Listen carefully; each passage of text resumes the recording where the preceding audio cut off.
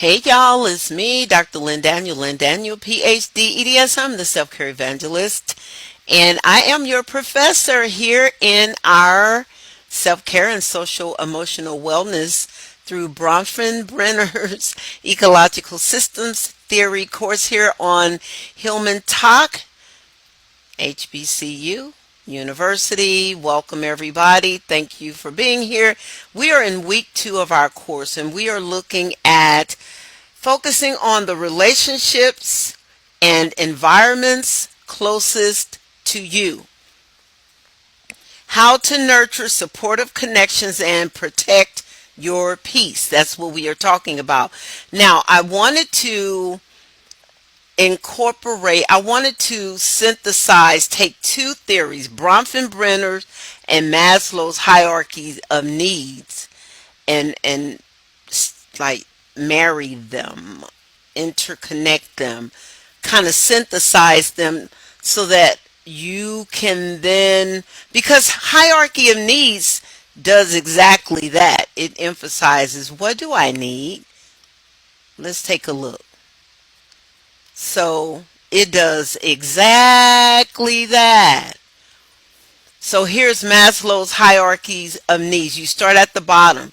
So do you have your basic physiological needs? You're breathing, you have food and water, clean food, clean water. Your intimacy is met, you're getting good sleep, homeostasis, excretions, you're having, you know, BMs and stuff that your body needs to be clean and healthy and functioning right. So that's your physiological needs. That's very basic. Okay? Next to that, I hope I did that in the right way. Okay, there we go. Security, safety, security of your body, security of employment, security of resources, right? You feel safe because you have security in these things. You have a sense of morality that makes you feel safe, keeps you in, you know, basically in safe places and spaces. You have family, security of a family, whether that is your blood family or a chosen family. Your health is secure and you feel safe in your property. That is the next highest up level on Maslow's hierarchy. Love and belonging is the third up from the very lowest. When you have love, you have friendship, relationships, family, you have intimacy with your partner or someone who loves you or who treats you special, okay? And you belong. You have a sense of belonging. And when you're safe in that, when those needs are met, then you can attend to, you have the energy and the space to attend to your self-esteem. Because see, if your basic needs are met, if your safety needs are not met, if some of these lower needs are lacking, you do not have the energy to attend to these higher needs. You don't have the psychological energy, you don't have the time, you don't have the currency to do it. It's too heavy of a load, of a lift. Okay, so now, once all these basic fundamental needs are in place, you then have room and space to reach up and out in your circle of influence, in your world life experience, to then meet these higher up needs, these higher needs on the hierarchy, on this, this rank. Self-esteem, confidence, achievement, respect of others, respect by others. Okay, those are all to address your esteem needs, how you feel about yourself. Self-concept, self-perception. Okay? Self-value. And then at the very top, self-actualization, morality, creativity, spontaneity, problem solving, lack of prejudice, acceptance of facts. That's the highest. That's more like abstract. Those are abstract concepts. They are not physical needs. They are emotional needs, psychological needs, intellectual needs. They're all abstract, but they are very important to your self being, your self esteem, and your self awareness and your decision making. Okay, so Maslow said a person's motivation to reach his or her full potential is self actualization. Okay, so also as shown here, your basic needs must be met before self actualization can be achieved. So today, what we're doing, I'm going to show you how Maslow, you can take your understanding of Maslow, and you probably learned Maslow in high school psychology, in undergrad, your early years of undergrad. Okay? So revisit Maslow. That's what we're doing here. But revisit it, because when you understand Maslow, it helps you to take a look at your self-care and why your self-care is lacking, why you just can't stick to a routine, because you're not going to stick to a routine, or if these basic needs aren't met. Self-care has to, if you don't have the money, if you don't have a home to do it in, or a place that is your place, a landing spot, okay? If you know what I'm saying. Okay, so this gives you just the fundamental background. So the 5 levels of human needs, we just went through this. The lower level deficiency needs will prevent you from advancing. So this theory is important because it provides a structured way to evaluate personal fulfillment and self-care strategies. Oh man, that's too little. This is Bronfenbrenner, which we're working with him. So you know the circle of influences, starting with your microsystem being your relationships that are closest to you. This is too small. I wish I could zoom in on that. Ugh. Okay, so this breaks down. You have your microsystem, your mesosystem, your exosystem, your macrosystem, and your chronological or chronosystem, looking at time over your life. Okay, and how your influences change over time as you develop as a human being, as a person. So when you synthesize these theories, guys, they really help you to navigate your life. So this breaks it down.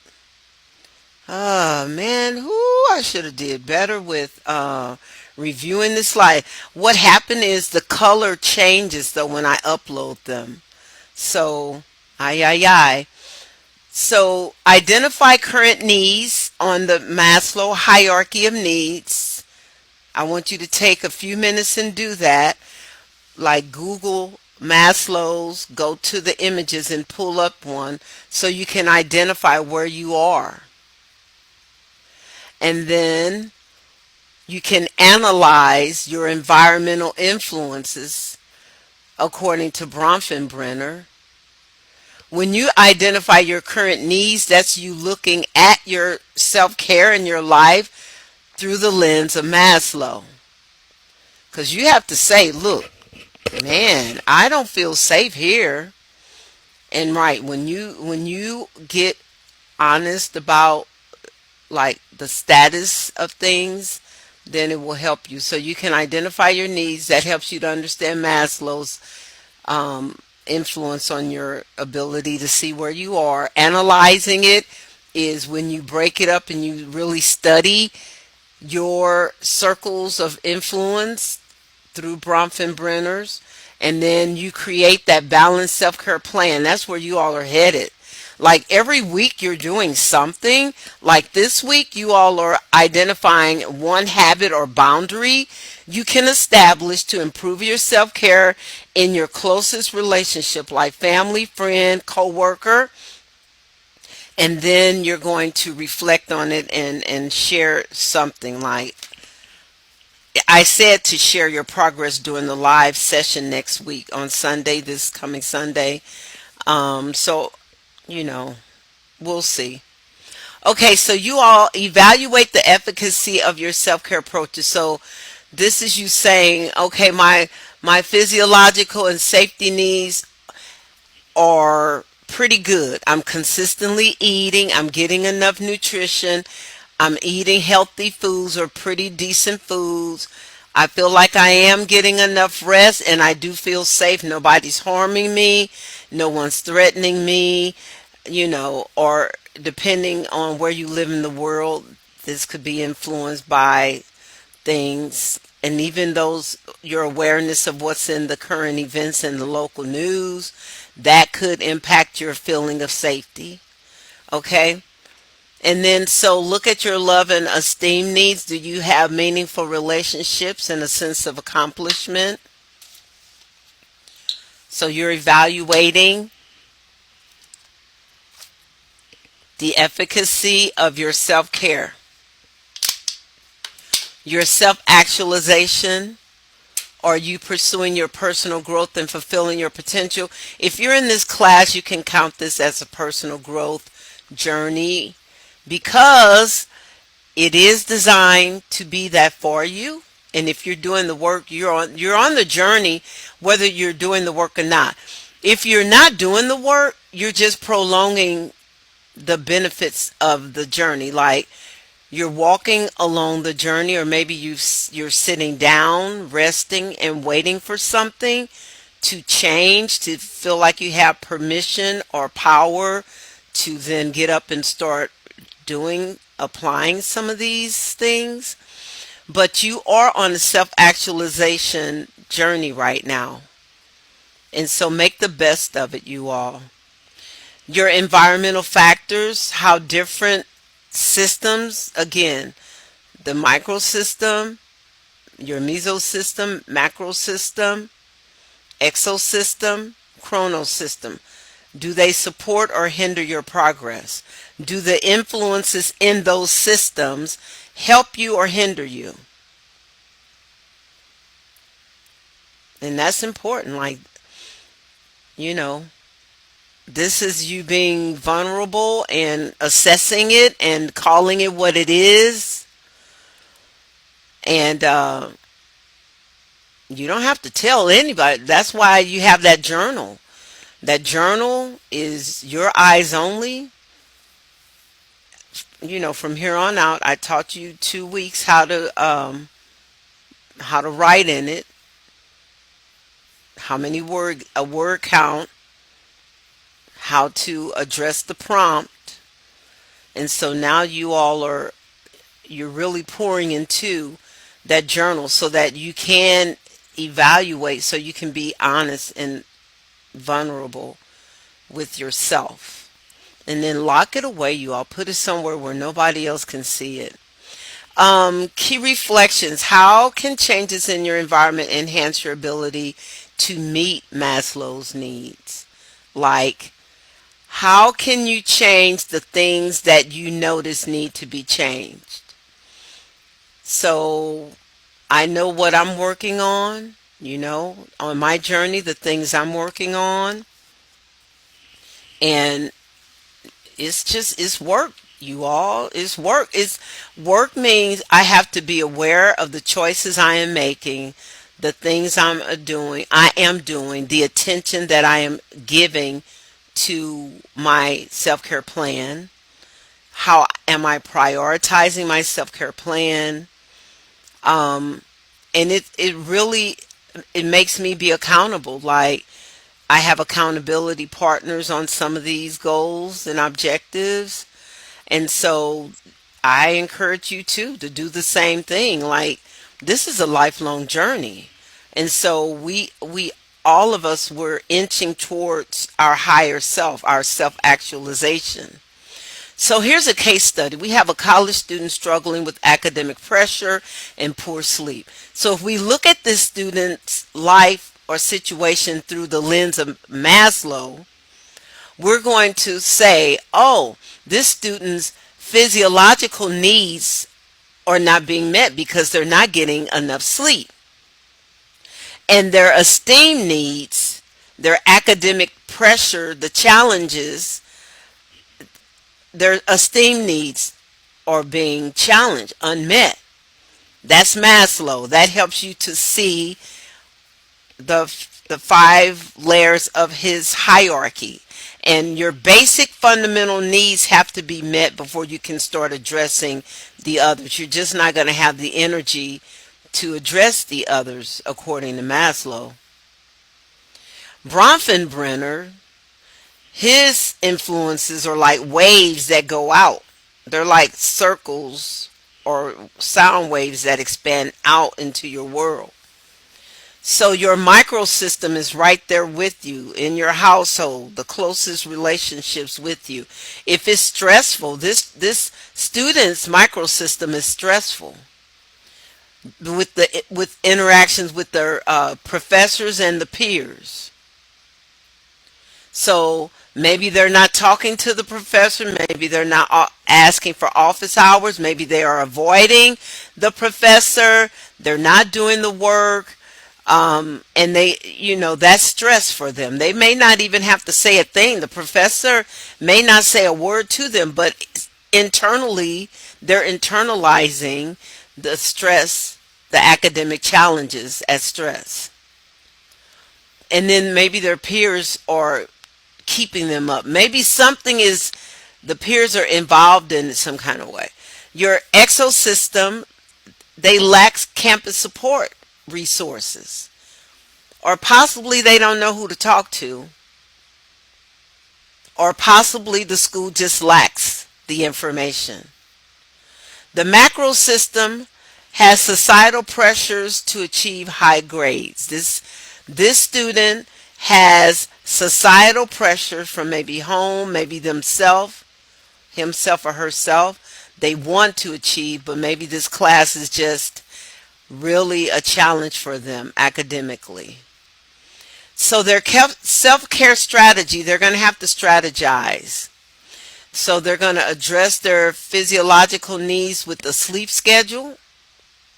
They're going to build a supportive relationship in the microsystem. So that could be with the professor or with a study buddy or some peer that they trust. They're going to utilize, or it could be somebody at the school, like the counselor, advisor, the registrar, whomever. Build supportive relationships in the microsystem, and then utilize the exosystem resources like counseling services at the school. Maybe I know some schools have a chapel and they have a chaplain that could possibly help. Okay, moving on. Tips for applying these theories. So we are in this course, we are regularly reflecting. So in this assignment is for week 2 to give you another way to look at what you're doing this week. That's all these theories do. The theories are sunglasses or eyeglasses, you all. You put on the theories to look at what you're doing.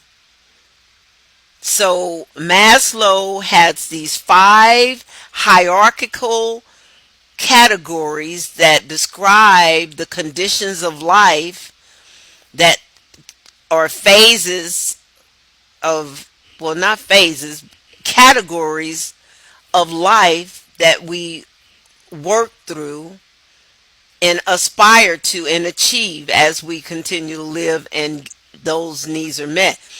So when you're looking at your self-care this week, put on the lens of Maslow to see. Regularly assess which Maslow needs are unmet this week. And then check out your environment. Check out your awareness of your environment. Look for who is supportive, what supports are in place, and what are the hindrances in your life. Okay? Name them. Name them and write them in your journal, because if you know it's a person that is hindering you, then in your journal you make a plan on how to engage with them if you have to engage with them. You know you're not going to waste a bunch of energy on a hindrance. You have to develop a scheme, okay, with your schema. Okay, identify your support. That's 2, environmental awareness. 3, goal setting. Create actionable steps to address both your internal and external factors. 4, seek support. Leverage your community resources and build strong relationships. Like if you're not eating enough, a food kitchen or shelter or a church or a woman's ministry, or, you know, build community. Leverage the community resources.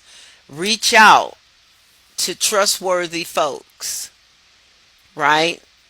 Okay, and then 5th, evaluate and adjust. So you reach out to someone, you talk to that someone sounds like they've given you enough indication or clues that you feel comfortable with to move forward and ask them to help you in the way that you need the help, right? But then you feel like they are taking too long to help you, and you may feel let down, you may feel stressed from it, you may feel embarrassed because you trusted them by asking them for their help. Maybe you feel like, oh man, I should have slowed down and asked for more, their schedule to see if they were available, if they could meet my needs. Maybe I should have investigated a little more.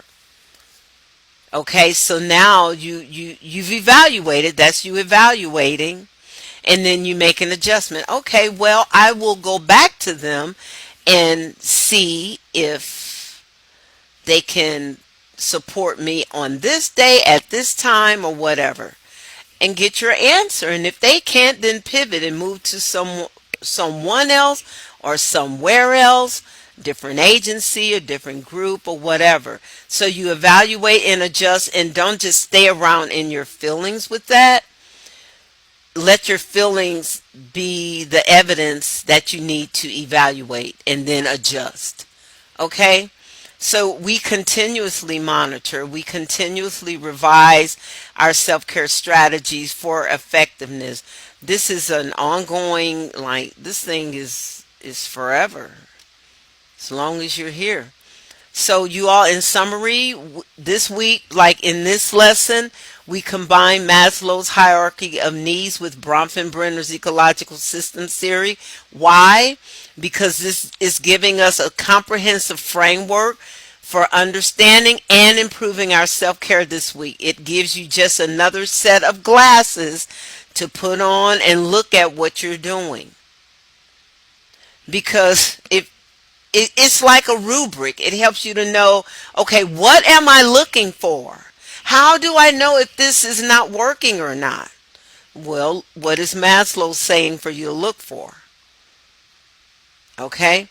Then the key takeaways: addressing both the internal motivations and external environmental factors can enhance your social emotional wellness. And my call to action for you is to apply these insights to your life this week and beyond, to assess and optimize your self-care practices. And I really appreciate you all being here. I'm Dr. Lynn Daniel, PhD, EDS. Here are our questions. You can see them there. You have your homework. Oh, and by the way, the portal. So I thank you. I had some people who did not submit earlier assignments. Those portals are closed. So just start with where we are now. We are in week 2. So just start with week 2 and submit that work for week 2. Now, if you want to submit past assignments in week two's portal with week 2, you may do that if it allows you. I think it would allow you to upload however many you want. So just label them week 1, week 2, whichever ones you missed, week 0, week 1, label them so I can know what they are. And then, of course, week 2 should match what we are doing for week 2. All right.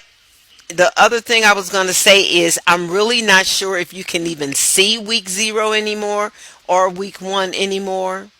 If you cannot, then don't worry about doing them. But if you can see the assignment, and you just do it and upload it into the current week. Okay.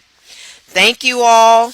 I wanted to talk to you all a little bit about this mental status exam guidelines and different checklists that you can use to evaluate, but we'll get to that maybe Sunday because these are some helpful tools as well. All right, y'all, I'm tired. It's been a long day. I'm going to go. Thank you for being here. And you all be blessed. Bye.